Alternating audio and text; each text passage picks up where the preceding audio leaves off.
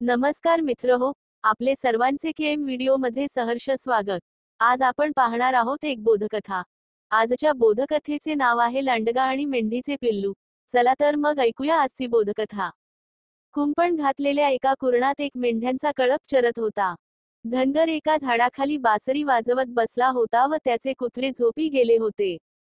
अशा वेळी भुकेने अर्धमेला झालेला एक लांडगा कुंपणाच्या फटीतून आत डोकावत आहे असे एका करडाने पाहिले। तेव्हा ते त्याला म्हणाले, "अरे, तू इथे काय करतो आहेस?" लांडगा म्हणाला, "थोडंसं कोवळ गवत येथेच खाऊन वर झऱ्यात थंड पाणी पिणे यासारखं उत्तम भक्ष्य व पेय कोणतेच नाही। हे दोन्ही पदार्थ तुला नेहमी मिळतात। ज्या पदार्थांसाठी मी इतका धडपड करतो ते तुला आयते मिळालेले पाहून मला मोठा आनंद होतो, कारण आपल्या नशिबी नाही तर निदान दुसऱ्याचे सुख पाहून आनंद मानावा असे सत्पुरुषांचे वचन आहे." हे पांडित्य पाहून करडू म्हणाले, "थोडंसं गवत व पाणी यांच्यावर तू उदरनिर्वाह करण्यास आनंद मानत असशील तर तू मांसभक्षक आहेस। असा गाजावाजा करून तुला वाईट म्हणणे लोकांचे चांगलं नाही। यापुढे आपण दोघांनी भावासारखे वागू व एकाच ठिकाणी चरत आनंदाने राहू."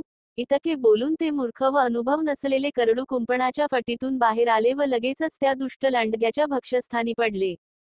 तात्पर्य: लबाडी व ढोंगीपणा याबद्दल ज्याची प्रसिद्धी आहे, अशा माणसाच्या बोलण्यास भुलून त्याच्यावर विश्वास ठेवणे म्हणजे आपला जीव धोक्यात घालणे होय।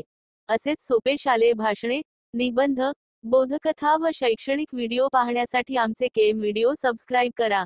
धन्यवाद।